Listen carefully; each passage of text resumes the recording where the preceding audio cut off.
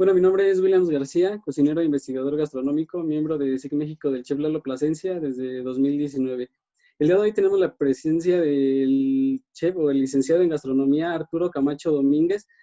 Como lo dije, licenciado en gastronomía por la Universidad Autónoma del Estado de México, profesor de la cocina mexicana, especialmente con relación a la cocina tradicional mexiquense y los quelites del norte del Estado de México. Como profesor e instructor se ha desempeñado en diversos puntos de la República Mexicana, lo que le ha permitido vivir cerca de la cocina tradicional regional, especialmente Tampico, Tuxtla Gutiérrez, Celaya, Pachuca, Atlacomulco y Toluca. De manera reciente ha participado en diversos seminarios sobre gastronomía mexicana organizados por la Universidad Autónoma del Estado de México. Ha colaborado como ponente en varias instituciones educativas y culturales, ondeando temas sobre la gastronomía mexiquense en varios lugares del país. Y por último, ha escrito artículos relacionados con la gastronomía mexicana en medios impresos y digitales. Licenciada en gastronomía, una vez más, gracias por aceptar la invitación. El objetivo principal de esta serie o de estas pláticas que hemos tenido es empezar a generar información y conocimiento sobre la gastronomía del Estado de México, ya que cuando empiezas a involucrarte en este tema, pues te das cuenta que no hay mucha información, no hay muchas fuentes consultables que te den cosas puntuales sobre la gastronomía del Estado de México. El día de hoy vamos a ondear sobre un tema muy específico. En pláticas anteriores se ha hablado en general sobre la gastronomía mexiquense, pero el día de hoy vamos a tocar un punto muy importante, uno de los ingredientes que representan a esta gastronomía. Si me lo permite, quiero realizarle la primera pregunta. ¿Qué son los quelites? Claro. Mira, existe la confusión sobre la palabra quelite, ¿no? Para muchos es un término referente a hierbas espontáneas que nacen en el campo, a hierbas que vienen a estorbar dentro de la milpa. E incluso para muchos, comida de pobres. Pero vamos a ver que el quelite como tal se refiere precisamente a un grupo de vegetales, de plantas que se consumen, ¿no? La mayor parte de estas plantas, pues se tienen que consumir tiernas, tienen que comerse los brotes, los retoños, parte de las enredaderas. Entonces, eso es lo que permite también que el quelite sea, dentro de un concepto pequeño, una enorme cantidad de plantas la que se pueden manejar, ¿sale? No solamente se refiere, por ejemplo, a dos plantas o a sazonadoras, ¿sale? Como en el queso del epazote, incluso plantas comestibles como el guasontle, tenemos los romeritos y muchas plantas que se han aprovechado precisamente en este sentido. Y en este sentido, ¿qué importancia tienen los quelites en la gastronomía mexiquense? ¿O es un ingrediente representativo? ¿O qué es lo que piensa? ¿Cuál es su punto de vista sobre los Sí. quelites y la gastronomía mexiquense? Dentro de la cocina mexiquense yo creo que son parte primordial porque precisamente se ocupan especialmente en los grupos indígenas, en los grupos de campesinos. Durante la época de lluvias especialmente, se aprovechan todas estas plantas para poder integrarlas a la dieta. La ventaja de eso, pues obviamente van a ser los aportes nutrimentales que tienen, especialmente la fibra, minerales, vitaminas, pero que van a complementar la dieta habitual, ¿no? Estamos hablando tal vez de maíz, de frijol, de chile, pero estas plantas vienen a complementar mucho esta dieta. Entonces, hay muchos platos incluso representativos dentro de nuestra cocina que integran estos ingredientes, estos elementos. No podríamos decir o hablar incluso de cocina mexiquense si también no hablamos de la cocina de milpa y de sus productos. Entonces, los quelites como tal, pues originalmente crecían espontáneamente, ¿no? Y se aprovechaban. Hoy en día incluso se cultivan específicamente, por ejemplo, el nabo, el pápalo, eh, para su consumo. Entonces, eso es lo que también ha permitido y ha mantenido incluso el consumo de estas plantas hoy en día. Repito, en algunos casos se ha tenido un mal concepto de la planta, pero donde el quelite se ha manejado como si fueran, lo dije al principio, ¿no? Un alimento para pobres, un alimento que no era como muy bien recibido, ¿no? ¿Por qué? Porque precisamente eso, se recolectaba en las milpas y durante pues la integración se empezó a ver de una manera como desdeñosa, ¿sale? Entonces, creo que poco a poco pues se ha tratado de integrar, se ha mantenido, eso sí, porque también es un alimento económico que rinde y obviamente pues llena, junto con los demás elementos que se pueden agregar. Pero decía yo, tortillas, frijoles, otros elementos como el arroz y demás que se han agregado. Sí, claro. Existe una problemática que el consumo realmente ha disminuido en los últimos años. De las que se tienen registradas 150 variedades en el Estado de México, se producen actualmente 87 y se consumen 15 variedades solamente, o sea, tradicionalmente o comúnmente. La problemática es que la mayoría de la gente o mucha de la gente que tiene acceso a este producto no sabe cómo utilizarlo, no sabe cómo prepararlo, cómo emplearlo en la cocina. En este sentido, ¿cuáles serían las técnicas de cocción o cómo se tiene que consumir un quelite? ¿O cómo se puede aplicar en la gastronomía del Estado de México? Ya, pues mira, los quelites como tal se han mantenido pues durante mucho tiempo en la cocina tradicional. Te decía yo, especialmente ahora con el crecimiento urbano, es ahí donde tenemos como que la problemática, ¿no? El de cómo ocuparlos, cómo usarlos, porque para muchos incluso algunos procesos de elaboración de los mismos han complicado esta parte, ¿no? Sienten que es un proceso largo o incluso el desconocer cómo tratarlos y manejarlos a nivel culinario es lo que hace que no sepan cómo integrarlos. Los quelites como tal se consumen frescos, especialmente, ¿no? La mayor parte de las plantas cuando maduran tienen un sabor amargo, entonces por eso no se ocupan maduras. Normalmente se tienen que ocupar en un estadio de desarrollo temprano, ¿vale? Y dependiendo también de la planta, se pueden aprovechar o no. En algunos casos, por ejemplo, se consumen en crudo, por ejemplo, los chivatitos. Los chivatitos simplemente se limpian, se mezclan. Una ensalada, por ejemplo, simplemente se integran los chivatitos y a veces se agrega cebolla, jitomate o simplemente se sazonan con un poco de limón y sal. Y es una de las maneras más comunes, pero no todos los quelites se van a consumir crudos. Muchos necesitan, por ejemplo, ser hervidos. ¿Para qué?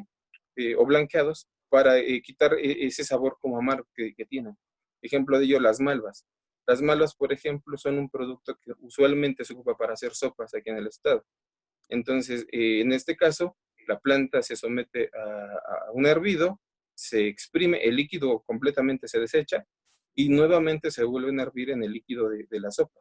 Entonces, esto también nos permite pues, otro manejo, otro consumo de ellos, ¿no? Ahora, dependiendo también de la planta, podemos ocuparlos perdón, hacer el blanqueo en un tiempo corto, en un tiempo largo, ¿vale? Otra manera van a ser fritos o al vapor, como normalmente le llaman. En este caso, generalmente solo se colocan las hierbas, los quelites en un recipiente, se tapan o se agrega un poco de aceite y se dejan cocinar. Entonces, esa es una de las maneras más comunes. Casi siempre en las regiones o en los pueblos se usa mucho la parte de emplear manteca de cerdo. Todavía se integra esa parte. Hoy en día, pues ya muchos ya suplen esa parte por aceite de oliva. En este caso, por ejemplo, también tenemos el empleo de asarlos, que es básicamente pues, en manejarlo al vapor. Esa técnica, por ejemplo, es muy común en las cocinas de humo, porque es muy sencilla y usualmente cerca de las casas se suele tener precisamente como que la milpa. Entonces, ¿qué es lo más práctico? Van, recolectan los quelites, los lavan y los ponen en el comal. Eh, Se cocinan con su propio vapor estos quelites y es una de las maneras, como les comentaba, más sencillas de preparación de la misma. Eh, esta técnica como tal es creo que la más empleada y una de las más comunes y más sencillas para prepararlos. Pero repito, también hay que preguntar de preferencia cuando se adquieren, cuando se compran, cómo se pueden preparar. Creo que de esa manera se puede incluso ampliar un poquito el panorama del uso. Muchas personas, repito, no aprovechan estos quelites, estos productos, precisamente porque desconocen cómo se prepara. En algunas ocasiones tú vas al mercado, vas al tianguis y encuentras las malvas, ¿no? Por ejemplo, y quien las identifica, pues sabe cómo prepararlas. Pero en algunas ocasiones tú no las reconoces. ¿Qué haces? Ves las hojas vellosas como si tuvieran espinas. Entonces dices, no, pues eso no sé cómo prepararlo, no sé cómo consumirlo. Y no lo consumes. Por eso repito que sería importante a veces acercarte a las personas que también están ofreciendo el producto y preguntar, oiga, ¿esto cómo puedo prepararlo? Ellas en su manera, en su tradición culinaria, pues van a tener técnicas ya propias de esto. No sé si esto puede hacer un poquito más. En algunos casos, por ejemplo, vamos a ver que se complican un poquito las preparaciones, se integran mucho más, ¿no? Ejemplo de ellos, los romeritos. Los romeritos, además de hervirse, después se cocinan con mucho más elementos, ¿no? Que se agregan mole, que se agregan incluso productos también de la milpa, como habas, papas, eh, otros productos como tal. Entonces, la más importante, ¿no? Pero también en el caso, por ejemplo, de los quelites crudos, el pápalo creo que es uno de los más comunes de los que podríamos hablar, que van a aparecer frecuentemente en la cocina tradicional. Ustedes van a comer barbacoa y es ahí, junto a las carnitas, un florero, un bote lleno de hojas de pápalo. Y simplemente, ¿para qué sirven? Pues para limpiar el paladar, para mejorar un poco el sabor también de la barbacoa. Entonces, creo que esto va a ser importante en el sentido de entender el producto siempre y cuando tengamos interés por él. Simplemente investigar en el centro, repito, acercarte a la cocinera, a la vendedora, ¿cómo puedo preparar esto? Es mucho más sencillo hacer estas situaciones que quebrarte la cabeza o incluso buscar en algunas ocasiones si desconoces el producto. Sí, claro. Comentaba que algunos de estas variedades de quelites se pueden consumir crudos. ¿Cómo Uh -huh. asegurar una seguridad higiénica? Pues muchas personas piensan que se tienen que cocinar por horas para poderse consumir. ¿Cómo asegurar que vaya la redundancia, la seguridad higiénica de comer quelites crudos?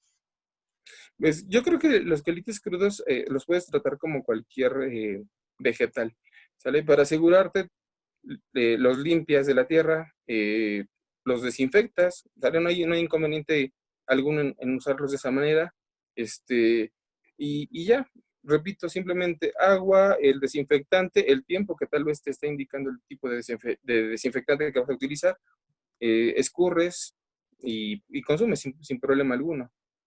Esto, por ejemplo, en la estadía que estuve precisamente en Atlacomulco, hay un quelite muy común que se llama centavito, cenrejé, por allá le llaman también. Este quelite, por ejemplo, crece especialmente en zonas donde hay mucha agua, donde hay mucha humedad. Entonces la gente va, los recoge. La gente de la zona, por ejemplo, dependiendo de cómo conozca el agua, los limpia simplemente en el agua y ahí mismo los consume. En algunos casos los transporta. La gente ya cuando los adquiere en el mercado, lo único que hace es limpiarlos, me refiero a tal vez escoger solo las hojas o las partes más tiernitas, las desinfecta y las consume sin problema alguno. Ok, muchos alumnos, ya hablando de la parte académica, compañeros, insisto, no conocemos cómo o cuáles son las variedades de quelites que tenemos en el Estado de México. En este sentido, ¿cómo difundir ese uso, ese consumo de los quelites que tenemos en el Estado de México? La difusión. Creo que la difusión es algo primordial, ¿no? Desde mi perspectiva, creo que sería importante tal vez manejar como obligatoria una materia de cocina mexiquense dentro de las universidades a nivel estatal, ¿vale? Eso lo vi, por ejemplo, en Chiapas. Allá es obligatorio que las universidades, las escuelas tengan una materia específica de cocina chiapaneca. Entonces, creo que sería bueno tal vez integrar esa parte al menos a nivel académico aquí en el estado. Eso permitiría y obligaría incluso el acercarnos y preocuparnos por nuestras cocinas, ¿vale? Hay escuelas que están precisamente investigando, buscando y demás, pero desgraciadamente todo el material que se llega a producir se queda ahí. ¿sale? Se quedan en las escuelas, se quedan en las tesis, se quedan en las investigaciones que hacen y no pasa más allá de, ¿sale? Tal vez los estudiantes en ese sentido eh, aprovechan ese conocimiento en el momento, ¿sale? Pero más allá del tiempo, ya no retoman muchas ocasiones los temas que puedan hacer, ¿no? En este caso, yo creo que también, además de tal vez manejar una materia de cocina mexiquense, el a integrar a los alumnos y acercarlos precisamente, especialmente a los mercados y a las milpas, hablando del producto, ¿no? Porque es donde los encontramos, ¿sale?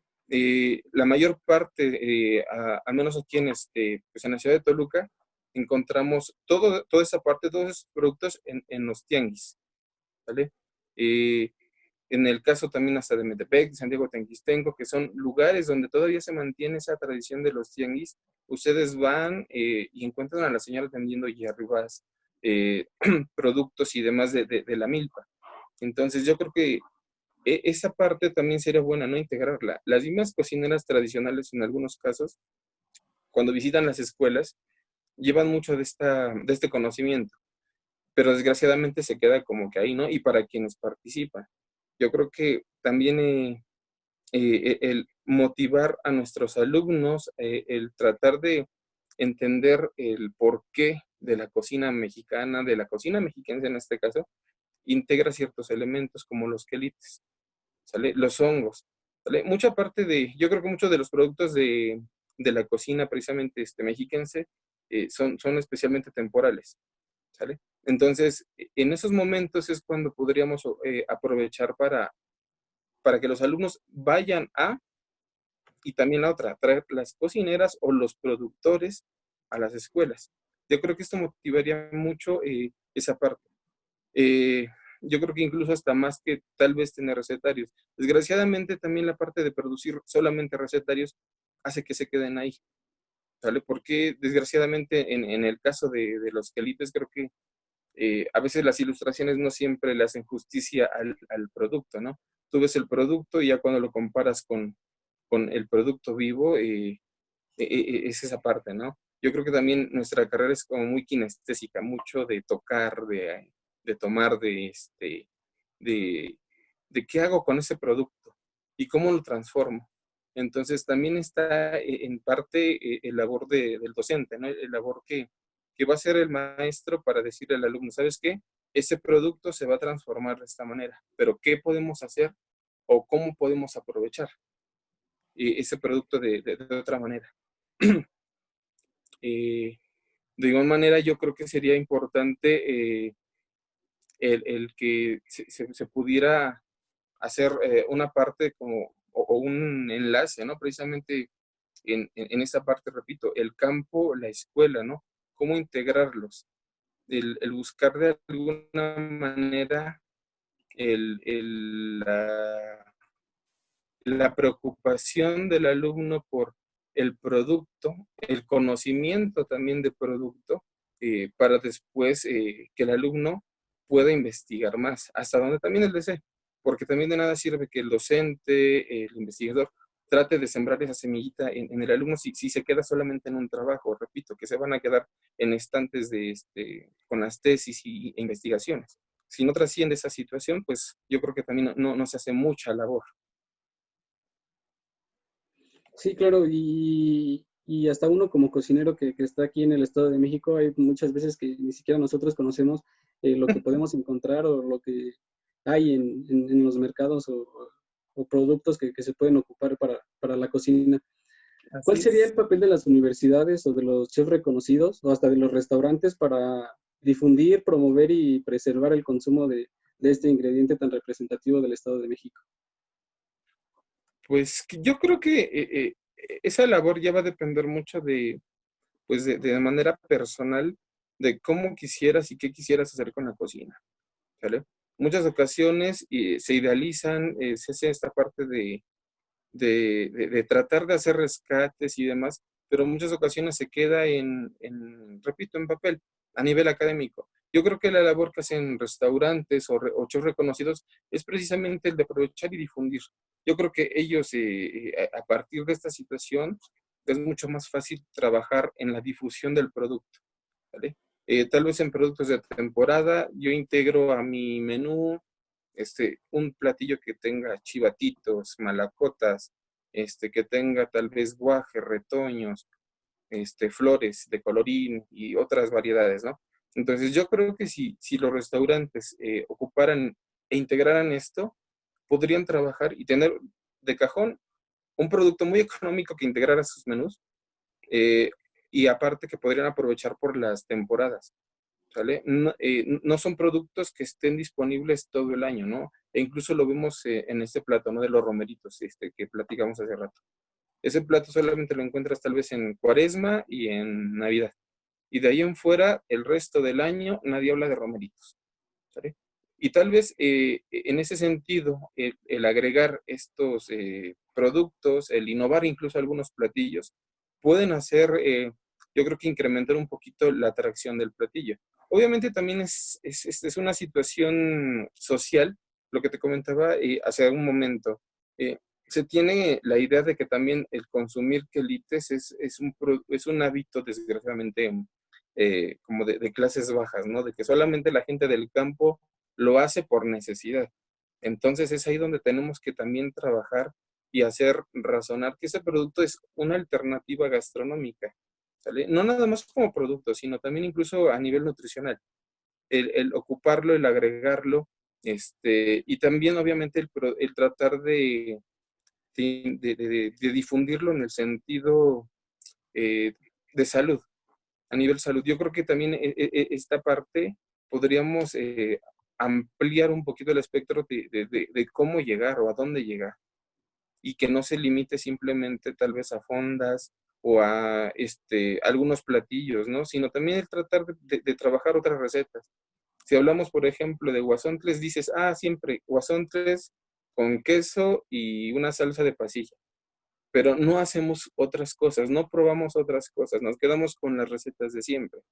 No queremos como que aprovecharnos y nos aferramos siempre a las mismas preparaciones, a las mismas recetas, y eso es lo que yo creo que también entorpece un poquito la difusión del producto como tal. Eh, Esa es la parte que creo que podrían hacer los chefs reconocidos, repito. Ellos tienen esa labor como tal, dar a conocer los productos que ya están. Las personas ya ubican precisamente a los chefs famosos, ¿no? Tú ves la televisión y dices, ese chef yo lo conozco y me gusta cómo cocina. Entonces, si esas personas llegan a muchos hogares a través de tal vez de la televisión o de otros medios, ellos pueden hacer esa labor. ¿Saben qué? Hoy vamos a preparar quelites cenizos, o vamos a preparar pápalo, o vamos a preparar un mole con quelites de temporada, ¿no? Entonces, esas situaciones yo creo que pueden hacer una mejor difusión. Eh, y obviamente, repito, también el sector educativo puede hacerlo dentro de las aulas, ¿no? El hacer conciencia a los alumnos, a los chicos de toda esa parte, de toda la variedad que hay, de los usos que puede haber, e incluso proyectarlos, ¿no? Porque incluso podemos ver que no hay una reglamentación propia de esta situación, ¿no? Hemos visto que sí se han afectado mucho la producción de algunos quelites, incluso por ahí algunas variedades han desaparecido a partir del manejo de insecticidas, fungicidas y demás elementos que desgraciadamente también pues han provocado que la milpa limite su producción a ciertos productos. Entonces también esa parte puede que ayude un poquito a retomar este tema y evitar que en algún momento incluso el consumo de algunos quelites en específico pues se desaparezca. Sí, en este sentido que comenta que hay variedades que empiezan a desaparecer, se tiene que hacer una revalorización del producto, se tiene que preservar este ingrediente, y lo digo en el sentido que pues, sabemos que la cocina es algo vivo que va evolucionando, que va cambiando todos los días, y no sé cuál sea su punto de vista, no sé si hoy en día el quelite ya sea un ingrediente representativo por el bajo consumo que ha tenido, ¿Se tiene que preservar este ingrediente?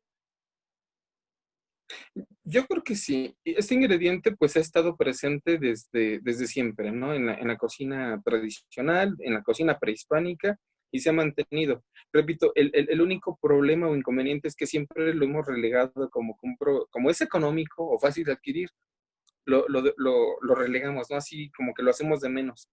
Sabemos que está ahí, pero es un producto como que, sí, pero solamente lo voy a consumir cuando no tenga, no sé, carne, cuando tenga que sustituir algo, o incluso, ¿no? Ya cuando tengo opciones para hacerme vegetariano y tal vez en ese momento me preocupo por agregarlo. Eh, yo creo que en ese sentido también muchas de las variedades también no se emplean en algunos casos porque se ocupan con algunos fines medicinales, ¿vale? E incluso para muchas personas el gusto a hierba, el sabor herbáceo que tienen, es como repetitivo o igual en todas las variedades, aunque cada variedad tiene un sabor muy específico. Entonces, una persona tal vez prueba el quelite cenizo y lo compara con el sabor del guasontle y lo compara tal vez con la lengua de vaca y encuentra las mismas texturas, aparentemente, ¿sale? Las mismas texturas, los mismos sabores herbáceos y se le hace como muy cuadrado el mundo de los quelites. No aprovecha realmente a veces todas esas variedades que puede encontrar y repite, especialmente en temporada. Normalmente uno va al mercado y qué es lo más común que hace, por ejemplo, aquí en el Estado de México hay una receta muy emblemática, ¿no? La carne de cerdo en salsa verde con verdolagas. Creo que es la más común de todas las recetas que integra precisamente el quelite. Pero hay, repito, muchísimas más, muchísimos productos más.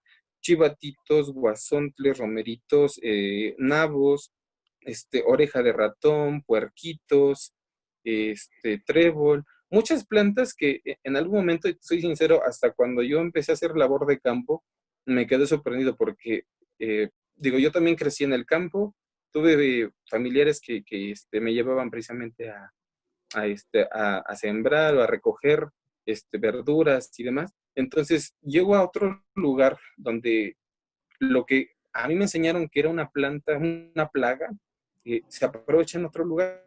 ¿Sale?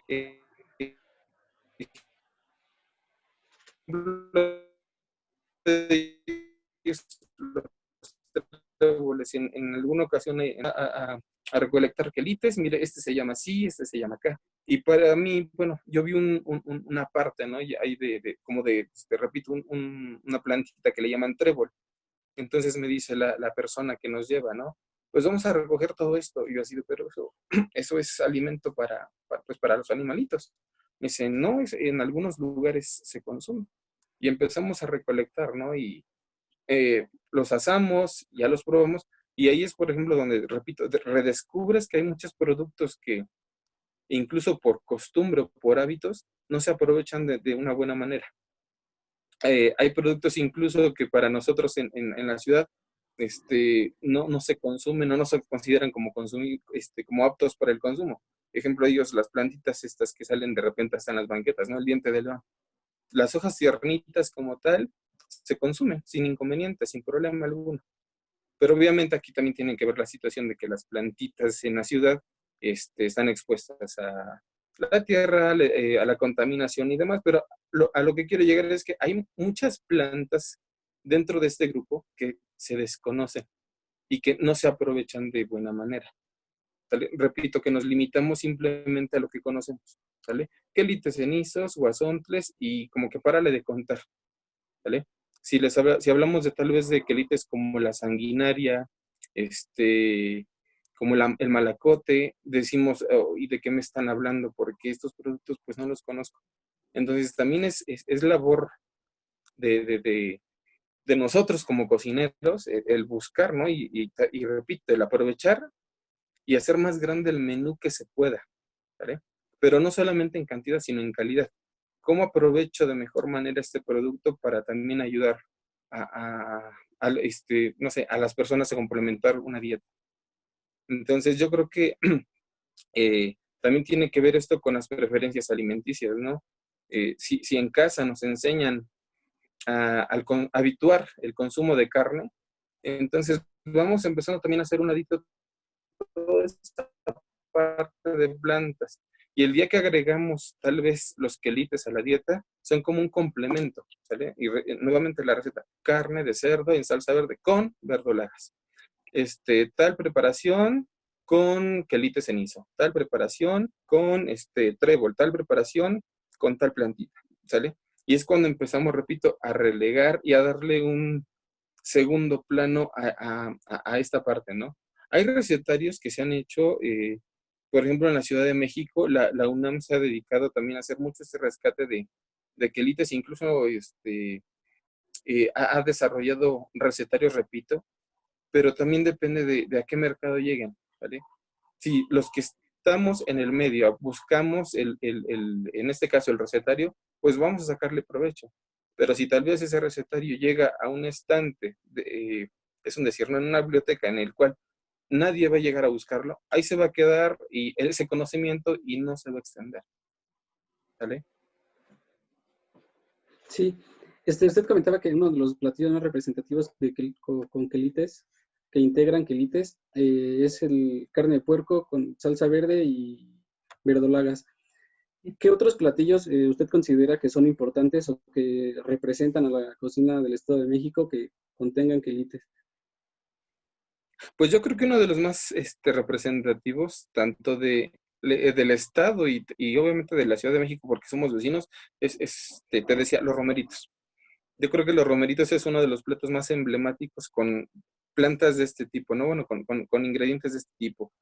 Este, Tenemos también los quintoniles, que son también bastante ocupados en la dieta. Generalmente los quintoniles solamente se sudan, o se asan, o se frían. Entonces, se ocupan para hacer tacos y creo que también es uno de las recetas, por llamarlo así, como más sencillas, más emblemáticas. La sopa de malvas, que desgraciadamente pues ya también muchos ya no, ya no saben cómo prepararla o aprovecharla. Este, también están los nabos, por ejemplo, los nabos normalmente se hierven, eso sí, tienen un sabor bastante fuerte los nabos. Se hierven y se cocinan como si fueras a freírlos. La manera más sencilla, yo creo que para cualquier quelite de preparación, siempre solamente es sofreírlo con ajo, cebolla y en algunas ocasiones el chile. A mí en lo personal, por ejemplo, me gusta usar mucho el chile manzano, que es un chile pues como que del centro del país, como muy local, pero que realza mucho el sabor de los quelites. Eh, en algunos casos yo creo que hasta algunas sopas, por ejemplo, por ahí me ha tocado ver sopas de guías, de flor, bueno, sopas de guías de calabaza, de frijol. Este, Hablábamos incluso de los guasontles, ¿sale? Los guasontles que normalmente se capean, pues creo que es otra de las recetas más comunes que podemos tener. Los chivatitos en ensalada, simplemente se mezclan con cebolla, jitomate, y se alinean con limón y aceite de oliva. Creo que son dentro del repertorio que tenemos en el estado de las más comunes, porque eh, estamos hablando también que tenemos varias regiones en el estado, entonces en cada región tenemos productos o quelites distintos, ¿no? Hablamos hace rato de los malacotes. Los malacotes son un quelite que, por ejemplo, solo he visto hacia la zona de Atlacomulco, San Felipe del Progreso, y se utilizan mucho por esa zona. Hacia el centro, por ejemplo, llegas aquí a Toluca, buscas malacotes y es rarísimo, a menos que tal vez consigas alguna persona, algún productor que viene de la zona norte y tal vez pedirlo, entonces tal vez te los pueden conseguir, pero es raro que a veces te traigan productos de otro lugar. Especialmente también el problema que se tiene con el quelite es que se marchita, ¿no? Si no se mantiene húmedo al ser una planta, pues se echa a perder con facilidad. ¿Cuál tendría que ser la conservación de estos quelites para prolongar su vida?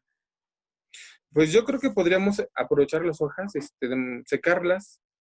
Eh, Eso, por ejemplo, se utiliza mucho con la chaya, y algunas otras plantas que son del sur. Cuando las transportan al centro, ¿qué es lo que hacen? Pues secarlas. Y las mismas hojas, pues es lo que se llega a aprovechar. Yo creo que podríamos hacerlo como tal, pues dentro de nuestra zona, pues es lo más común, porque, repito, estamos tan habituados en este caso a comerlos frescos porque así nos enseñaron, siempre ha sido así. El producto se encontraba en la milpa, tú vivías enfrente, atrás, en donde quiera podías y recogías y los consumías al momento. Entonces, eso hace que pues busquemos el producto de esa forma. Obviamente hay algunos tal vez por las texturas y demás, yo creo que no podríamos estar como eh, hirviendo o manejando muchas técnicas de conservación. ¿Sale? Por ejemplo, en alguna ocasión tratamos de conservar malvas, por ejemplo, obviamente ya hervidas y demás. El problema ahí es que se empezaron a hacer como con una textura como babosa. Entonces buscamos diversas maneras y no todas resultaron pues con éxito. Entonces yo creo que ahí lo ideal y para el aprovechamiento nutricional del producto, lo ideal sería consumirlas pues frescas. Frescas. Creo que sí. Bueno, chef, pues muchas gracias una vez más por haber aceptado la invitación a la entrevista. No sé si el chef Lalo quiera comentar algo.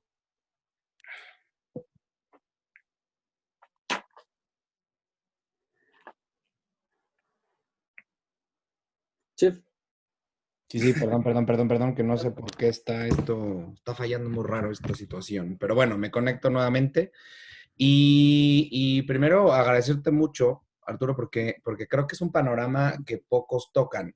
A mí hay un tema que tiene que ver con los quelites, que es un asunto como que sí nos pone en la realidad en la que estamos en términos de gastronomía general, ¿sabes? Independientemente de que sean como, son esas cosas que siempre están, pero que mucha gente no acepta y de pronto nadie las conoce. Todo el mundo habla, se han llegado varios momentos, como se dice ahora, de tren del mame de los quelites en diferentes circunstancias de la vida. Lo digo así porque al final me ha tocado vivir al menos, vivir y presenciar 2 veces de abanderamiento de gente o de proyectos y demás respecto a los quelites, pero nunca termina en nada. Y lo digo de esta manera porque al final la cantidad de información que parece que existe en México es tanta que nos contrasta, y esto es un ejemplo, y yo creo que en el mundo el de los quelites es todavía más sensible. No sé si estarás de acuerdo conmigo, pero cuando tenemos un producto que ha sido citado o referenciado desde incluso Bernal Díaz del Castillo como las primeras grandes referencias de esas famosas 300 variedades que existen. Creo que es una referencia histórica que nos dejaría ver que incluso son más importantes que otros platos o que otras cosas que asumimos como verdad. De pronto, cuando pones a analizarte bajo diferentes textos que tú lo has de haber hecho, pues son la fuente de hierro más importante que existe en este país. Es decir, que previamente a la entrada de los españoles eran fuente de nutrimento eterno, ¿no? Evidentemente, bajo la visión de los últimos 70 años de la agricultura, se convirtieron en hierbas malas, en plagas. Incluso hay, o sea, la reconstrucción de la agricultura y de la visión de la siembra y del campo, en donde la misma milpa, que es un sistema simbiótico de infinidad de especies, tanto vegetales como animales, se empiezan a crear semillas o a desarrollar semillas que incluso evitan el crecimiento de uno de los principales acompañantes del maíz, que es el frijol. Por lo tanto, evitan el crecimiento de otras plantas más sensibles, que justamente son los que crecen en el suelo, que son el tema de los quelites, enredaderas. A mí siempre me ha dejado con el mundo de los quelites, me ha dejado como con este sabor, por hacer la referencia a la mayoría de ellos, un sabor entre amargo ácido, ¿no? Porque así son muchos de ellos, con estos juegos de notas gustativas que a mí me gustan mucho, que además son espectaculares y son de una calidad gastronómica superior. Siempre me han dejado con este sabor raro en la boca y en el corazón de que hemos hecho muy poco por un producto que es altamente mexicano. Y yo creo que es una visión a la luz de las nuevas versiones o visiones de la alimentación, de la gastronomía, de la recuperación del campo, del asunto del estar cercano con los sistemas agrícolas, de estos discursos de lo orgánico, de lo local, de la propuesta del kilómetro cero, de la agricultura sustentable, sostenible, o sea, de todos estos discursos que después de 70 años de sobreindustrialización nos agotaron. Ujú. Nos damos cuenta que antes de 1521 y aún todavía hasta de 1521 a 1950 probablemente, esa era una de las fuentes más grandes de nutrimentos en términos fisiológicos, pero también de nutrición en términos espirituales, de contemplación de la naturaleza, de relación directa con el producto base que es el maíz. Es en realidad para mí el mundo de los quelites, Arturo, es como la demostración de lo muy poco que sabemos, de lo muy poco que incluso nos gusta adentrarnos, de lo muy poco que realmente le ponemos interés y ahínco, y de lo poco aplicable que es el concepto de patrimonialización cuando la parte más sensible, es decir, la base de la gastronomía cotidiana, que son las hierbas, no se han tocado y cada vez están en desaparición.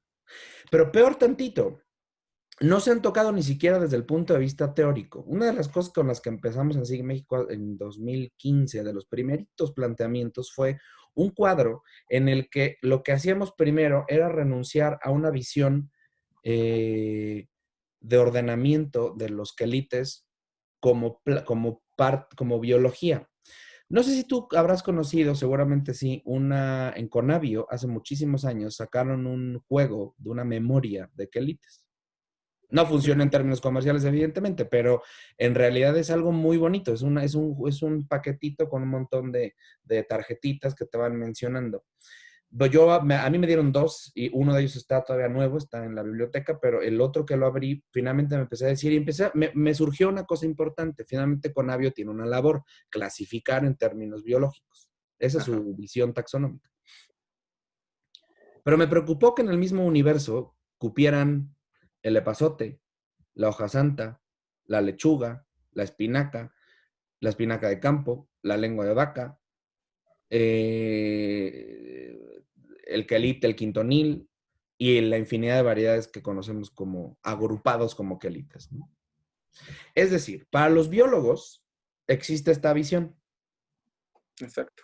O sea, ellos ya están haciendo su trabajo, pues, al final, ¿para qué nos metemos, no? Sí. Pero los cocineros no. Y el problema es que se nos olvida que los quelites no funcionan y no tienen ningún sentido su existencia si no se comen.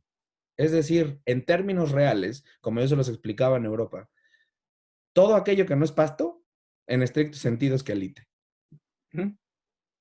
¿No? O sea, en realidad tú te vas al campo y todo aquello que no es césped, es decir, que no es pasto como lo conocemos nosotros, aplicaría como quelite. Lo bien lo dijiste con el diente de león, ¿no? Yo lo he probado, tengo la oportunidad de probar los tallos tiernos, o sea, lo que apenas está empezando a brotar, no la flor ya, no cuando ya está en flor y a punto de reventar, sino cuando están muy tiernos. Y tienen unas notas increíbles. Incluso te pueden llegar a hacer notas de aceites, como girasol y demás. No se ha hecho nada de labor.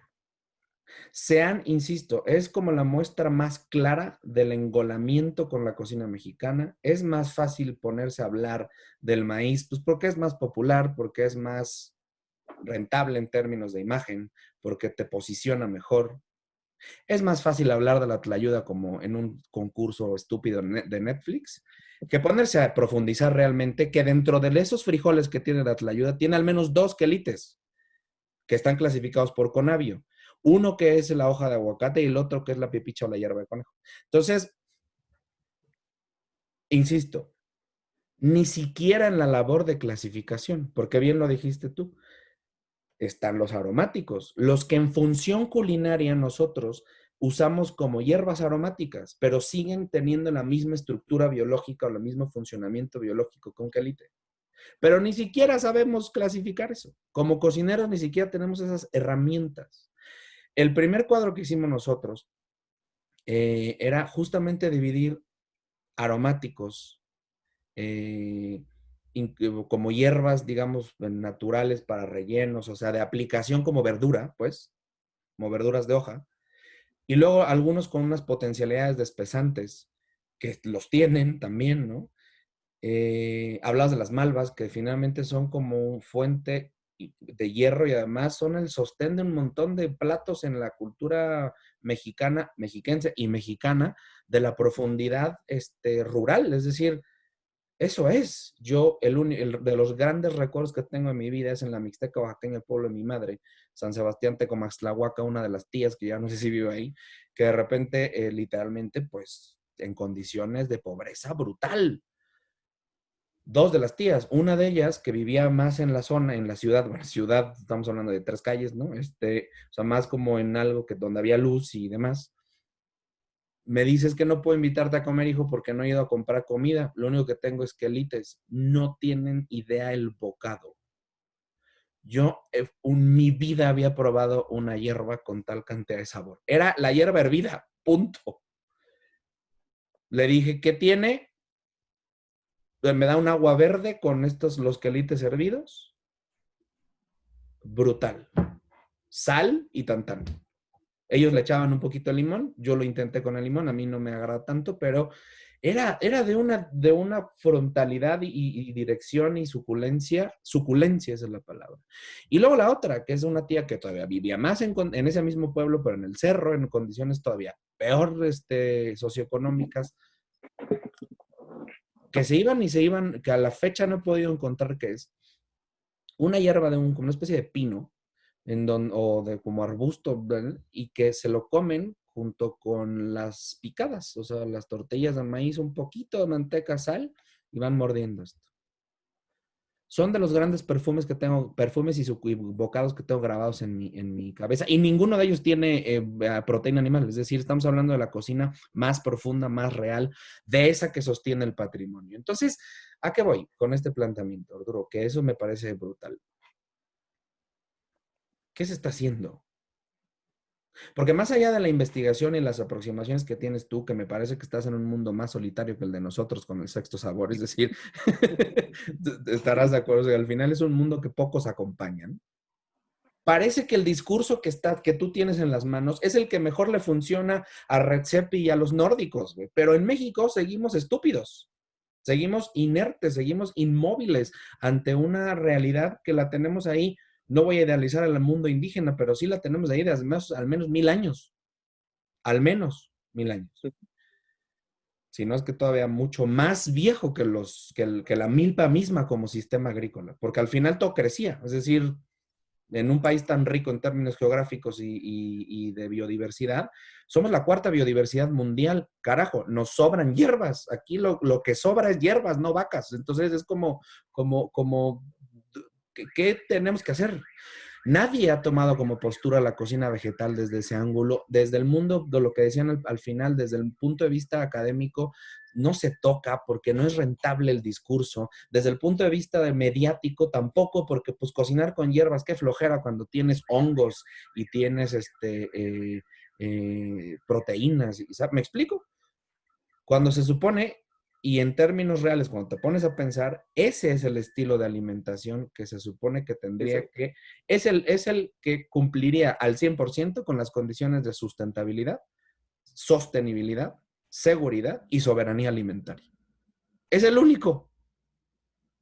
Es el único que cumpliría con estas condiciones. ¿Cómo lo llevas? ¿Cómo soportas esto?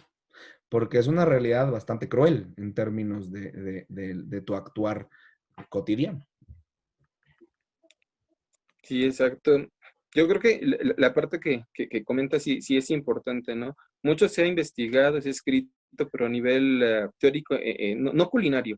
Entonces yo creo que es importante que se recapitule y se retome, ¿no?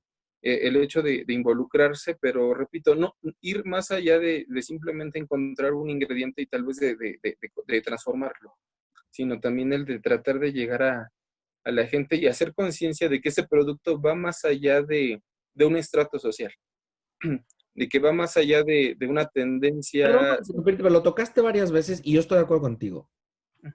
¿Crees de verdad que yo sí lo creo, pero sí funciona todavía ese discurso? Hace poco tuvimos una conversación en vivo, que la pueden ver también aquí en el canal, de feminismo, mujeres, feminismo y la cocina mexicana. Fue brutal la respuesta, porque la verdad es que parece que al contrario de lo que nosotros esperábamos y pensábamos que se iba, la ola morada y la ola verde iba a aparecer, no. O sea, parece que no estamos listos para esas conversaciones desde la gastronomía. Y esto que lo dijiste varias veces y que estoy de acuerdo contigo, sigue teniendo ese papel, aún con lo que se puede encontrar hoy. Sigue teniendo esta condición peyorativa de alimentación para pobres, para jodidos, entre comillas. Pues en algunos lugares yo creo que sí. Te digo que, por ejemplo, he tenido por ahí algunas situaciones, algunas comidas, incluso o propuestas por ahí ya de menús, en algunos casos, y en algunas ocasiones que se han hecho estas propuestas, ay, pero ¿sabes qué? Esta hierbita no. O esto que es, ya uno le explica a las personas y no, ¿sabes qué? Cámbiame esto. O sea, todavía hay algunos grupos que sí ven todavía estas plantas como algo eh, despectivo. ¿Vale? Repito, no todos, hoy en día pues ya estamos como un poquito más conscientes de toda esa parte, pero por ahí hay grupos que todavía desgraciadamente manejan esta parte. Digo, hay chefs, hay restaurantes que sí me ha tocado ver, visitar, y al contrario, ¿no? Ensalzan el producto, dicen, ah, este producto es de aquí, este producto es local y obviamente pues sí, sí, sí es apto para. eh, pero repito, no va más allá de esa situación. Y obviamente, quien tiene la experiencia con el producto, con la preparación, es el que se queda con ese sabor de boca. Y desgraciadamente no pasa más allá de eso. ¿Qué No pasa tendría que más. pasar? Ahora digo, me vienen dos particularmente de estos espacios que lo ensalzan, incluso está en el nombre del restaurante, Quintonil y Cenizo. Digo, Quintonil considerado, no sé en qué lugar esté hoy en el tema de San Pellegrino, no tengo ni idea, pero no sé si esté, al menos en los primeros 10 estará. Y Cenizo que está ahí mismo en Toluca, es decir, pues son dos quelites en términos reales, ¿no? O sea, en nombre y clasificación. Pero ¿qué tendría que pasar para que esto cambiara? Pues yo creo que tendríamos que, repito, que hacer mucho trabajo, y bueno, al menos por ejemplo en el ámbito en el que estoy, el de crear conciencia con los alumnos, que son precisamente pues, los futuros licenciados en gastronomía, y procurar que tomen esa conciencia para llevarla más allá repito, de investigaciones.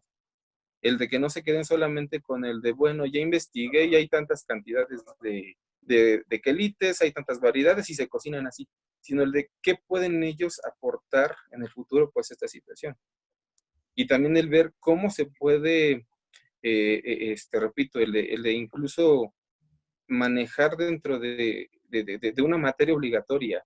Yo creo que sí sería prudente, tal vez, digo, no sé si sea un sueño guajiro, esa parte en cada estado hay una materia de muchas ocasiones he tenido alumnos que no conocen, ejemplo, ¿no? Te decía ahorita los quelites, porque en la ciudad, ¿sale? Tal vez los que están un poquito más conscientes del producto, de la idea y demás, son los que desconocen por completo qué están haciendo. No saben realmente hasta dónde puede llegar tal vez el producto, qué aportaciones puede tener o qué beneficios. Entonces se limita simplemente a un producto, repito, que ves en el mercado, ¡ay, qué bonito! Se ve bonito, tómale la foto, súbela y pues ya está, ¿no? Entonces, yo creo que también es esa parte, ¿no? El de buscar cómo crear conciencia en el alumno para que él se encargue en el futuro tal vez de proyectar esa situación. ¿Y ha habido resultados? Pues por ahí en algunos casos, por ejemplo, algunos chicos con los que he llegado a trabajar, pues han mantenido esto, han tratado, han agregado. Por ejemplo, tengo un alumno que se agregó a un restaurante y logró tener, por decirlo de alguna manera, una base de platillos a partir de quelite, simplemente. En algunos casos, pues estacionarios precisamente por la temporalidad del producto. Entonces, yo creo que esa parte también puede ser benéfica, ¿no? La otra es de también cómo llegar, yo creo que hasta las amas de casa, porque repetimos otra vez, la cocina popular es la que precisamente abraza y mantiene este ingrediente. Sin la cocina popular, sin la cocina indígena incluso, yo creo que los quelites tal vez no se conocerían, no podrían tal vez entenderse. Ahora, pues estaríamos hablando como una, digo, por utilizar el término, una normalización de su uso, es decir, una cotidianización de su uso. Digo, al final ahí están, tampoco es que no existan, o sea, los tenemos presentes todo el tiempo. Exacto, y tú vas al mercado y son súper baratos. O sea, tú vas y compras un manojo de quelites, no sé, que te cueste 10, 15 pesos. Y Y nada, te es brutal. Mira, y la traslación de la alta cocina también ha sido compleja, porque creo que las aproximaciones siempre vienen desde el punto de vista, creo que tiene muchas cargas, en efecto, que muchas de ellas son ciertas en términos de su perspectiva o de su ubicación sociocultural dentro del esquema gastronómico mexicano. Unas de ellas, pues digo, no las van a dejar tener nunca, pero creo que es uno de las deudas pendientes porque nos sigue dando pena, ¿sabes? Nos sigue dando vergüenza, nos sigue dando, es que mira, si con los frijoles, que todo el mundo habla con estas frases de, ay, pero es que nada más en mi casa unos frijolitos y les echamos unos frijolitos. Es que, güey, a ver, ya está, tienes frijoles, dámelos, güey, ¿cuál es el problema? O sea, este rollo de falsa humildad y de falsas modestias y de falsas, sí, de falsas cortesías incluso, me parece súper complicado porque cuando llegas justo a comer hierbas, ay, pues ni que fuera conejo, ¿no? Exacto. Me importa un bledo. Ah, va, por ejemplo, ¿no? Que esa ahí tiene sus implicaciones ya mucho más colonializadas, definitivamente. Pero al Pero final de cuentas, no creo que haya sido referencia inicial, al menos la frase, por el asunto del quelite, sino es más bien porque el bledo era un sistema también en Europa de medidas y de pesos. Entonces era una especie como de moneda, de especie de medición económica, digamos. Entonces, en las balanzas también hay una parte que se llama o sea, en fin, digo, no sé si está como unido, pero sí, yo recuerdo, ahora me vino mucho a la mente la cara de mi tía esta, que nunca la he vuelto a ver en mi vida. De hecho, creo que era prima de mi abuelo, no sé si ya murió, y la cara de vergüenza que tenía a la hora de presentarme el plato. O sea, es que la verdad me estoy recordando y es cierto todo lo que dices. O sea, es como está como, está unido, está pegado el asunto peyorativo, la denigración de comer solo hierbas. Y al final, pero si viene Red Zepp y nos lo dice, entonces le aplaudimos. Y eso es lo que a mí realmente me molesta. Entonces, y me preocupa. Insisto, yo sé que es la concientización, pero no hay una salida más radical porque en la concientización llevamos 20 años, o sea, y no ha funcionado en nada.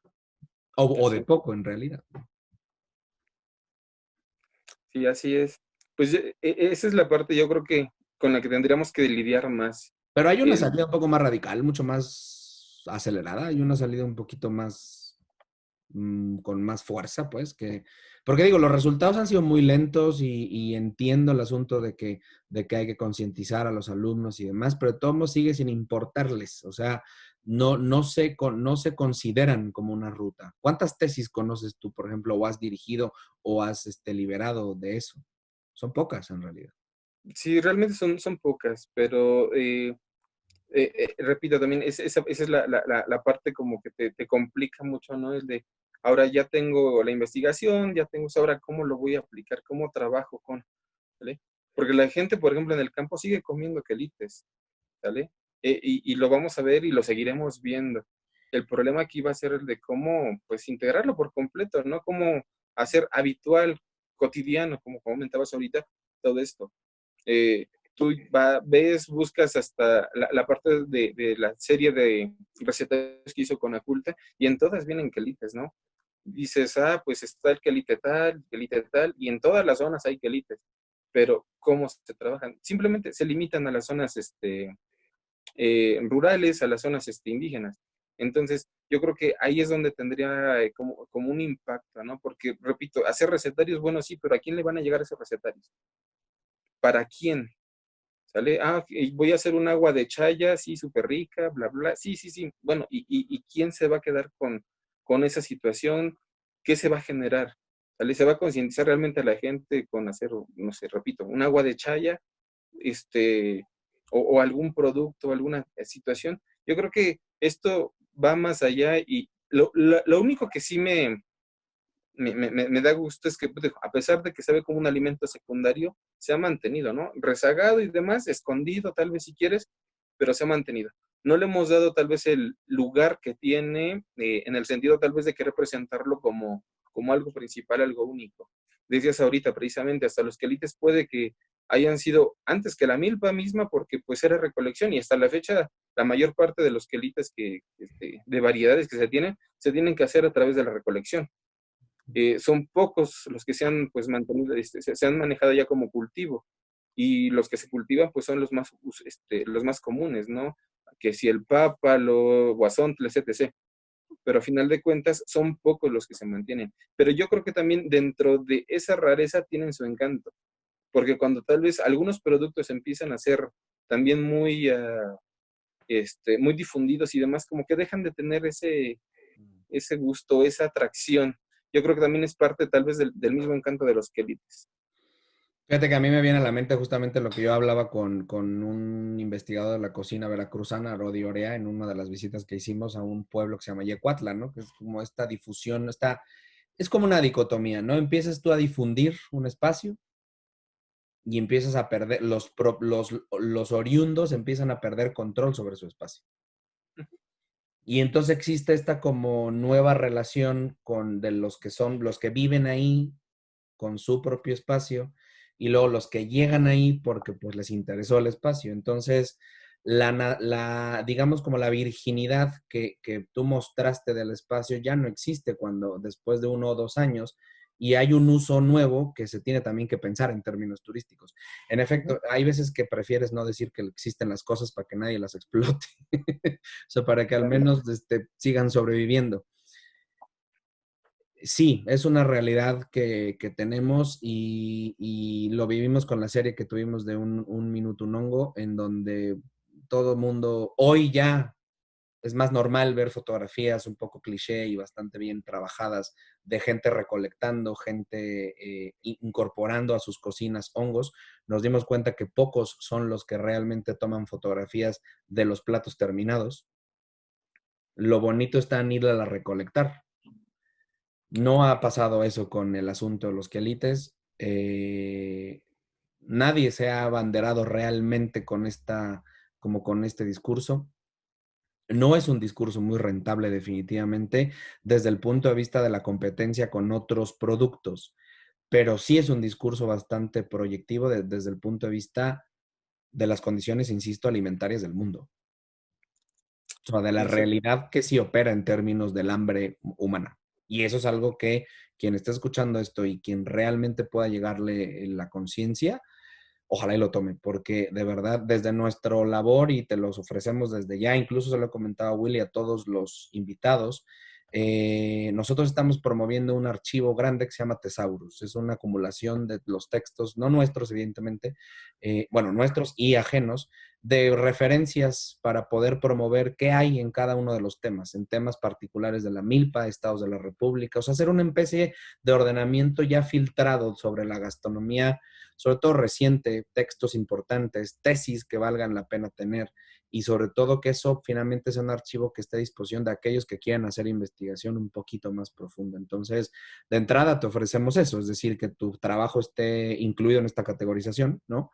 Evidentemente nosotros no cobramos nada y no tenemos ninguna intención más que esté ahí el documento para efectos de consulta posterior, y que a nosotros también nos sirva para poder generar ideas en un punto determinado. Porque definitivamente el hecho de que una tesis esté empolvando en la silla de alguien o que esté empolvado en la biblioteca de una universidad, como sucede con el 99%, bueno, no, el 99.9% de las tesis de este país, pues entonces no estamos haciendo el trabajo adecuado. Y eso es un problema real, que sí tiene que ver con lo que bien dices tú, investigación que se aplique, es decir, investigación que tome sentido en la realidad. Así es que es un asunto. ¿Cómo ves a los alumnos en ese sentido? ¿Hay disposición, hay necesidades, hay intereses? Pues yo creo que disposición sí la tienen, pero desgraciadamente se va perdiendo conforme van avanzando a veces en las investigaciones que llegan a ser chicos. En algunas ocasiones, pues, ven que es pues, prácticamente como la herramienta para titularse simplemente. Entonces, momentáneamente le tienen todo ese interés, toda esa disposición, pero después lo pierden, especialmente cuando ya empiezan a elaborar o buscan tal vez alguna otra alternativa. En algunas ocasiones yo creo que también tiene que ver que, por ejemplo, uno propone tal vez algunos temas para irlos involucrando. Entonces, en algunas ocasiones me ha tocado ver alumnos que no saben qué hacer, qué buscar. Uno los va como orientando y a final de cuentas deciden tal vez trabajar sobre lo que uno les sugiere, pero lo ven como algo como que obligado. Esa es yo creo que también la principal razón por la cual los chicos a veces se comprometen con los trabajos escolares. Y Yo desde el creo que punto de vista universitario, ¿no se ha pensado que hace falta reflexionar sobre las formas justamente de procesamiento de las tesis y trabajos finales? exactamente, yo creo que también tiene que ver eso. Digo, nos han enseñado a que la investigación se hace de una forma y procuramos manejarla siempre así, ¿no? Entonces, eh, no siempre nos actualizamos en ese sentido. Entonces, ¿qué hacemos? Hacemos, repito otra vez, cuadrado todo el asunto. ¿Sabes qué? Si no lo haces así, no está bien. Si no lo haces de la manera en la que yo digo, entonces tal vez no está bien hecho, ¿no? Y cuando les damos tal vez la situación de que tomen la libertad los alumnos de trabajar en estas investigaciones, no siempre se sabe encaminar. O lo hacemos desde la perspectiva que nosotros queremos hacerlo, ¿no? Vamos guiándolos, pero por los intereses que tal vez uno tiene dentro del tema, ¿no? O cómo entendió la sugerencia inicial del trabajo de los chicos. No, pues es que yo quiero investigar sobre los quelites, ¿no? Tal vez yo lo entendí desde la situación del manejo culinario, pero el alumno tal vez se me refería a la producción, ¿no? Entonces, es ahí también una situación que yo creo que es importante el entender, ¿no? El de cómo te vas a acercar, cómo te aproximas y obviamente los resultados, ¿para qué? También es importante esa reflexión para los chicos. Porque, repito, la mayor parte de las respuestas que se tienen siempre es de, pues hice la tesis, ¿por qué? Pues para titular, para obtener la licenciatura. Entonces, no ven a veces más allá de esto, o ven poco, eh, ¿cómo te diré? No ven como mucha retribución, o sea, a mí, ¿para qué me va a servir? ¿Sale? Por ahí pocos alumnos, o incluso conocidos que he tenido, han visto en sus temas de tesis, una herramienta de trabajo, ¿no? Tenemos, por ejemplo, por ahí, una conocida que su proyecto precisamente de tesis, por ejemplo, fue sobre insectos. Y hasta la fecha se ha mantenido, de la mano con el trabajo de insectos comestibles. Entonces, yo creo que toda esa parte también de crearles conciencia a los alumnos es lo que tenemos que trabajar más. ¿Para qué? Para que entiendan que lo que van a hacer, que el producto final de la investigación va a servirle a alguien, a algo, y no solamente para llenar estantes en la biblioteca. Porque si no, pues yo creo que hasta incluso la academia está haciendo tal vez algo por ahí, pues mal, ¿no? Hoy en día incluso que se le ha facilitado a los alumnos el que se titulen con muchas dinámicas de trabajo. ¿Para qué? Precisamente para facilitar su titulación y su incursión en Porque el cuestiones modelo de laborales. la tesis y las tesinas y todos los trabajos de investigación es de MODE porque al final corresponde a usos de 1970. O sea, es que ya no sirven principal, no porque esté yo en contra de la tesis, al contrario, yo estoy a favor de este proceso de un documento final. El problema es que nadie está capacitado porque el modelo académico no ha evolucionado en México, ¿no? No está Y, actualizado. Seguimos con las mismas situaciones. Y ahora también, incluso a nivel culinario, yo creo que tenemos que buscar hasta modelos que se ajusten ¿sale? Y cuando hacemos o hablamos de investigación culinaria, tenemos pues unas perspectivas desde todos lados, ¿no? Una que se le ha empujado mucho es la antropológica o la social.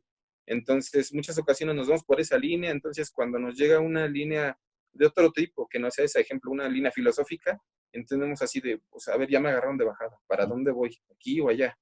Entonces, yo creo que sí sería importante el revisar y hasta incluso hacer propuestas propias para la investigación gastronómica. no, y además, imagínate, estás poniéndote muy denso llevándolo hacia la filosofía. Vámonos a lo que nos toca a nosotros, que es la técnica, porque aquí el asunto está en que cuántos, mira, cuando yo te digo que hay quelites que espesan o que se utilicen como espesantes, ejemplo, las verdolagas o el famoso mole de quelites en la zona sur de la Ciudad de México, ¿no?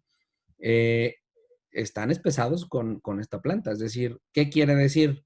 No que es magia, o sea, no me importa la receta, me importa qué carajos tiene la planta para que funcione como un espesante. Es decir, que funcione como un medio para poder convertir o transformar, perdón, una sustancia de una perspectiva líquida hacia otra, ¿sabes? Ujú. Nadie lo ha hecho. Es decir, no se han hecho revisiones sobre este tipo de platos o sobre este tipo de quelites que pudiera llegar a tener condiciones que compitan con el agar-agar. Es decir, utilizamos chantana y agar-agar como si fuera ya sal y pimienta, pero porque nos la han normalizado desde hace 20 años. Exacto. Pero no hemos volteado a ver que a lo mejor tenemos un quelite que justamente, Tiene esas propiedades. y además que ni siquiera perturba en términos de la, o sea, no que no se ve falsa, que ese es el asunto, que al final termina con texturas que se integran al plato de una manera lógica y no como aditivo, sino como parte fundamental del sabor, color, sazón completo de un plato final, ¿sabes? Vaya, no vas a hacer un mole de chantana, a eso me refiero, pero sí puedes hacer un mole de quelites en términos de utilizar las propiedades espesantes o aglutinantes o, de un quelite en específico o de una serie de quelites. Entonces,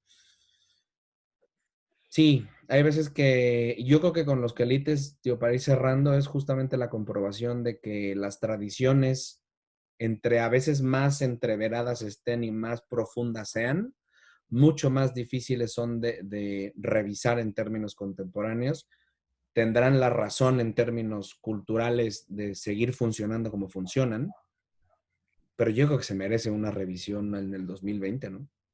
Yo Creo que creo que sí. Una revisión más profunda, eh, incluso el revisar a fondo toda esa parte, porque en muchas ocasiones tal vez esas explicaciones se logran en el aula, ¿no? Comentas ahorita, ¿por qué se espesa? No, pues se espesa porque empleas este ingrediente. Ok, pero no pasa de esa explicación. Y en la mayor parte de los alumnos, pues no hay como más interés por parte de eso. Ok, entonces esto espesa y ya con eso me quedo. Y eso es lo que desgraciadamente también creo que limita mucho esa parte. El poco interés o la poca hambre que incluso tienen los alumnos en revisar, en investigar más allá de todo esto. creo que esta es una de las razones del por qué me enoja tanto cuando llegan personas del extranjero y te vienen a vender la moto. Es decir, es como, la compramos porque no nos la vendemos solos, ese es el problema. Y la compramos porque finalmente nos presenta una perspectiva revisada desde el exterior, desde la no propiedad. Es decir, cuando alguien revela un hongo, un quelite, un hongo, etcétera, pues esto no lo tengo yo. Ujú. Pues no. Entonces quiero analizarlo a profundidad. Y entonces le agradecemos y le hacemos pleitesía a alguien y reverencia a alguien que nos mostró un camino distinto, cuando el camino distinto está enfrente de nosotros desde hace muchísimos años. Exacto. Y Pues mira, desgraciadamente la cotidianidad creo que es lo que también nos cierra mucho. El que lo vemos tan común. sí, sí. Cuando una de las rutas para el asunto de provocar estas situaciones radicales y estos cambios de perspectiva radical, como te decía hace rato, porque la ruta de la sensibilización es obvia, esto es obvio y necesario, pero es muy lenta y además ya está muy también desgastada. O sea, al final, ¿cómo vamos a sensibilizar ahora? ¿Les hacemos limpias con quelites? ¿Sabes? O sea, y entonces tendríamos entonces que tener una ruta un poco más radical, es decir, hacer que salga en Netflix. O sea, Ujú. vaya, eso sirve este asunto, ¿no? Exacto. Eh, sí, de los abanderamientos en términos de conciencia, la apropiación de un producto como una bandera identitaria, el trabajo. Yo siempre le he dicho a los restaurantes o a los cocineros que están en restaurantes, agárrense un producto o un par de productos o una categoría de productos al año. Es decir, oye, este año mi menús van a estar versados alrededor de los hongos tales, güey. Bien, ya está. Este año va a estar alrededor de los moles. Qué fregón, ¿sabes? O sea, y entonces dispones toda tu inteligencia, todos tus recursos humanos, económicos, publicitarios, a favor de un producto o de una serie de productos o platos puntuales, ¿no? Y se genera un montón de cosas, porque al final es, después del plato número 15 en el que ya lo metiste como ensalada, ¿no? Ya empiezas a voltear a ver con otros ojos los quelites y dices, oye, esta cosa debe tener otros usos, o sea, las verdolagas, ¿por qué pesan? Y si las metemos en algo dulce, Ujú. lo vamos a ver. Y si confitamos, y si deshidratamos, y si hacemos polvo, y si hacemos harinas, y si las harinas las aplicamos. ¿Sí me explico? O sea, pum, pum, pum, pum, pum, pum. Mira, nosotros con los hongos, de tanto estar viendo hongos, llegó un punto en donde, y ahí está Willy, que tiene hongos deshidratados, y se deshidrata un hongo azul, que parece que estamos inventando la rueda, güey, hace 10,000 años. O sea, es como, yo nunca he visto un hongo azul deshidratado. Y mucho menos una perspectiva de uso en términos innovadores para aprovechar lo más relevante de ese hongo, que es su color, Exacto. en 2020. O sea, es como nos está llegando 1984 apenas, ¿no? Entonces, pues nada, yo creo que en este mundo de la cocina es tan inagotable las discusiones. Disfruté mucho la conversación porque pones en contexto uno de los temas que están ahí, siempre han estado ahí, Y seguirán seguirá. ahí. Sí, Yo creo que después de nosotros, evidentemente, ojalá, esperemos que sí, ¿no? exacto. Y que nos están esperando. Exacto. Y que haya pues ese interés, que haya esa cosquilla por aprender y entender. Y la otra, ¿no? Transformar. Tú dices ahorita, ok, ¿qué aplicaciones tengo? O sea, aparte de tal vez de comerme los quintoniles y las verdolagas, ¿qué más puedo hacer con ellas? ¿Para Sí, qué las puedo aprovechar? ya llega un punto donde dices, oye, ya está, o sea, qué rico saben. Pues, pero después de 3 platos en donde los incorporo con un par de técnicas, una ensalada con cítricos, bla, bla, bla, una incorporación a algún relleno, entonces dices tú, oye, ya, ¿no? O Ujú. sea, Exacto. ¿Y ahora qué sigue? ¿qué más hacemos? Porque esto ya se nos acabó, ¿no? Entonces, sí es una ruta que por default empieza a crear innovación. Es decir, empiezas a mover, impulsar el asunto de la creatividad por renunciar a esa cotidianidad. Es decir, al momento de que estos ingredientes entrasen a un restaurante y entraran al proceso de preparación y ejecución cotidiana, pues se les van a hacer ahí. Pero si tú tienes una bandera de que este año tu menú son X, 5 calites, no estoy poniendo nada más, o 3, Ujú. punto. Y dices, o verdolagas, ya está, ¿no? ¿Sabes? O sea, o este año en temporada nos vamos a dedicar al menú a explorar la lengua de vaca. Exacto. Queremos sacar 5 platos, dos fríos, 2 calientes y 2 dulces, con lengua de vaca, o 6, pues. Llega un momento en donde dicen los cocineros, oye, aquí le tengo que poner a pensar, porque esto ya no me da como para lo clásico, es decir, ya está la quesadilla y el guisito y la ensalada, ¿sabes? O sea, ya agotamos. Ahora, ¿qué Ujú. más? ¿Y qué más? Entonces, la fuerza de la cotidianidad también. Sí. Y fíjate que ahorita que estás tomando eso, ese tema ya hablando de cocina, yo creo que los alumnos, especialmente los que tienen ese interés, ahí es donde más le trabajan. Fíjate que ya hace algunos años, un alumno me sorprendió en algo bien sencillo. Fue una natilla que hizo, pero la aromatizó y la coloreó precisamente con hoja santa. Entonces, le dije, bueno, pues, ¿por qué se te ocurrió esto? No, no, pues es que es muy común el empleo de la hoja santa en platos salados, no lo comemos para otra cosa.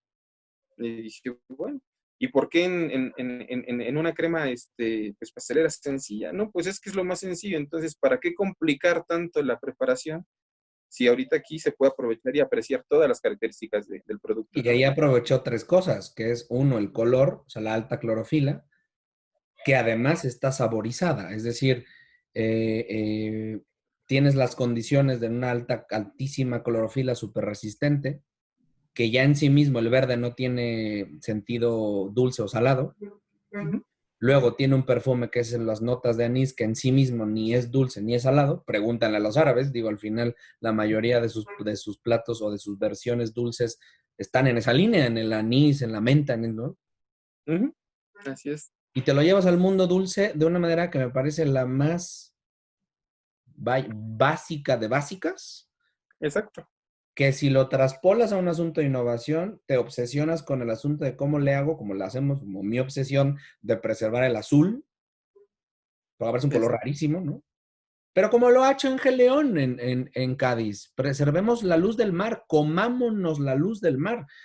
Y nos damos cuenta que aquí hay más, hay más seres bioluminiscentes en México que creo que en todo el planeta. Es decir, ellos se sorprenden porque tienen un pedacito de bioluminiscencia. Nosotros, creo que cada esquina de este país tiene bioluminiscencia, nomás que las tenemos súper contaminadas. Pero en el tema de las cuarentenas, Acapulco estaba brillando.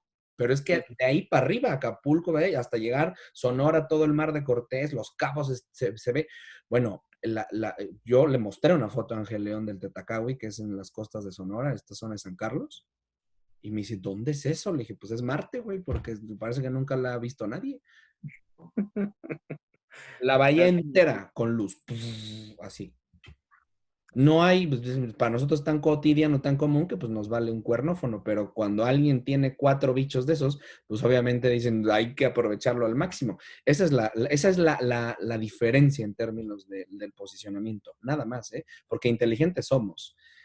Arturo, pues te deseo, de verdad, insisto, tómanos en cuenta para efectos de acompañamiento y alianzas que requieras en términos de estos temas, que para eso nos pintamos solos, porque al final es como un tema de poder decirlo.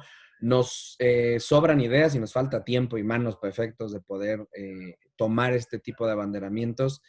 Lo hacemos en la medida del esfuerzo y lo posible. En el tema de los hongos, por ejemplo, conseguimos una muy buena visibilización de solo algunas variedades de los hongos, ¿sabes? O sea, algunas de las centenares de variedades que hay. Revelamos lo poco que sabemos de hongos. Primero nosotros y luego lo pusimos en contexto. Revelamos lo pasada que está la información disponible con el tema de los hongos. Sí.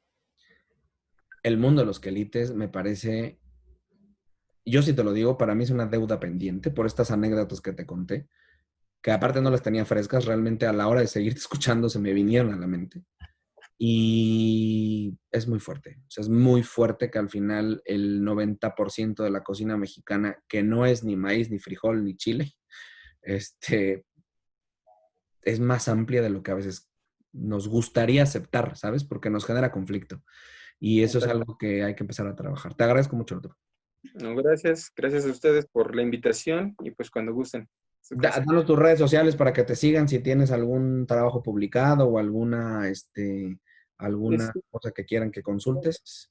No, realmente pues no le damos mucha fuerza todavía eso a las redes sociales, pero por ahí vamos a estar trabajando un poquito en eso. Bueno, cuando las tengan nos avises por favor para compartirlas, así es que, pues nada, agradecerte mucho Willy también por la iniciativa nuevamente Gastromexiquense. Bueno, pues terminamos el episodio 8, que la verdad es que fue un deleite podernos adentrar al mundo, al mundo tan vasto, es que mira, si nosotros con el sexto sabor tenemos un problema y descubrimos cosas que no sabemos después de patrimonio intangible y casi 3,000 años de comerlos, algo que es tan sensible como los quelites, que, insisto, probablemente están ahí desde antes de la milpa, es decir, estamos hablando desde mucho más de 6,000 años de antigüedad, pues creo que la deuda es todavía más grande.